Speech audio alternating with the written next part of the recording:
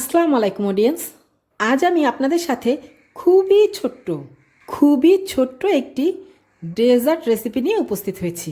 আমার মতো যারা অলস অডিয়েন্স আছেন, এই রেসিপিটি হচ্ছে তাদের জন্য।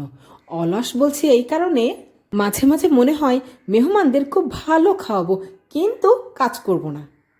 এমন অডিয়েন্স যারা আছেন, এই রেসিপিটি হচ্ছে তাদের জন্য। রেসিপিটি অল্প ইনগ্রেডিয়েন্টস দিয়ে দ্রুত তৈরি করে ফেলা যায়, আর খেতে খুবই অসাধারণ। বাচ্চারা তো খাবেই, আর বড়রাও খাবে চেটে পুটে। চলুন বন্ধুরা, আর কথা না বাড়িয়ে শুরু করে দিই আজকের রেসিপি। রেসিপির নাম তো বলা হলো না। রেসিপির নাম হচ্ছে দই ধামাকা। রেসিপির নাম শুনেই বুঝতে পারছেন অডিয়েন্স, এই রেসিপিতে দধি অবশ্যই লাগবে। আমি এখানে হাফ কেজি টক দই নিয়ে নিয়েছি। আপনারা মিষ্টি দই দিয়েও করতে পারবেন, আবার টক দই দিয়েও করতে পারেন। আমি এখানে টক দই নিয়েছি। এখন এর ভিতরে আমি দিয়ে দিচ্ছি মেজারমেন্ট কাপের হাফ কাপ চিনি। আপনারা প্রয়োজনে চিনির পরিমাণটা বাড়িয়েও দিতে পারেন, আবার কমিয়েও দিতে পারেন। এখন দিয়ে দিচ্ছি 1 কৌটা মিল্ক ক্রিম। এই মিল্ক ক্রিম কিভাবে বানাবেন এই নিয়ে আমি একটি ভিডিও পাবলিশ করেছি, আমি আমার ডেসক্রিপশন বক্সে দিয়ে দিব, আপনারা চাইলে ওখান থেকে দেখে নিতে পারেন। আমি 1 কৌটা মিল্ক ক্রিম দিয়ে দিচ্ছি।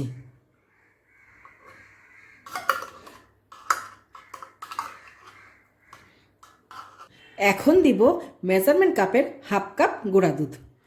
বন্ধুরা, একটি কথা তো বলাই হয়নি। যে সকল বন্ধুরা এখনও আমার চ্যানেলটি সাবস্ক্রাইব করেনি, তারা জলদি আমার চ্যানেলটি সাবস্ক্রাইব করে ফেলুন। সাবস্ক্রাইব করার পর পাশের বেল বাটনটি অবশ্যই চেপে দিবেন।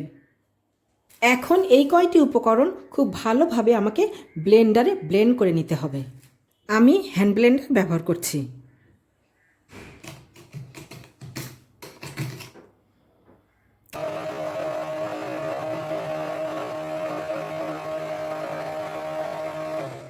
এই রেসিপিটি ছোট্ট হলেও 3টি ধাপে আপনাকে সম্পন্ন করতে হবে। প্রথম ধাপ আমার শেষ হয়ে গিয়েছে। আমি সবগুলো উপকরণ দিয়ে খুব ভালোভাবে ব্লেন্ড করে নিয়েছি। এই রেসিপির দ্বিতীয় পর্বে লাগবে বিস্কিট। অডিয়েন্স খেয়াল করুন, আমি মিল্ক ম্যারি বিস্কিট নিয়ে নিয়েছি। এই বিস্কিট আমি সাজিয়ে ফেলছি। হাফ কেজি দইয়ের জন্য 12-14টি বিস্কিট এনাফ। আমি একটু বিছিয়ে দিচ্ছি। আপনারা বিস্কিটের পরিমাণ কম বেশিও করতে পারেন, কোনো সমস্যা হবে না। এখন আমি এইগুলা এর ভিতরে ঢেলে দিচ্ছি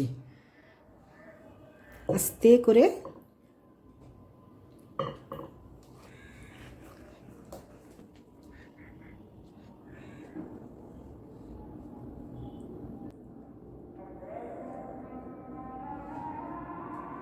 এখন এই বিস্কিটগুলো আমি একটু ডুবিয়ে দিব।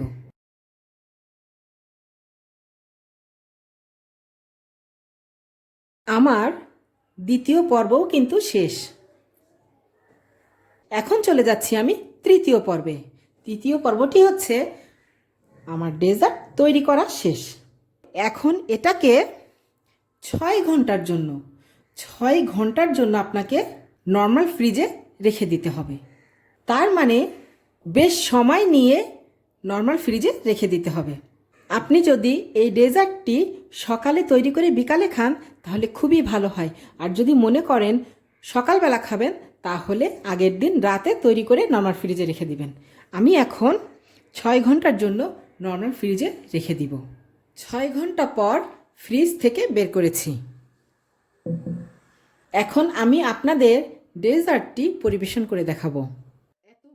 ডেজার্টটি এত মজার, অবশ্যই বাসায় একবার হলেও ট্রাই করবেন।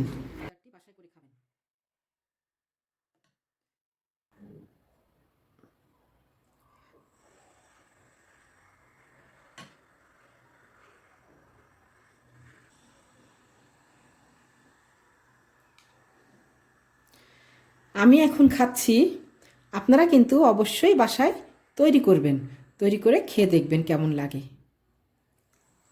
এত নরম মুখে দিলেই ভ্যানিশ।